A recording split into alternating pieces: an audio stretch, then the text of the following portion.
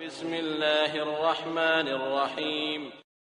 هل أتاك حديث الغاشية؟ وجوه يومئذ خاشعة عاملة ناصبة تصلى نارا حامية تسقى من عين آنية ليس لهم طعام إلا من ضريع لا يسمن ولا يغني من جوع وجوه يومئذ ناعمة لسعيها راضية في جنة عالية لا تسمع فيها لاغية فيها عين جارية فيها سرر مرفوعة وأكواب موضوعة ونمارق مصفوفة وزرابي مبثوثة أفلا ينظرون إلى الإبل كيف خلقت وإلى السماء كيف رفعت وإلى الجبال كيف نصبت وإلى الأرض كيف سطحت فذكر إنما أنت مذكر لست عليهم بمسيطر إلا من تولى وكفر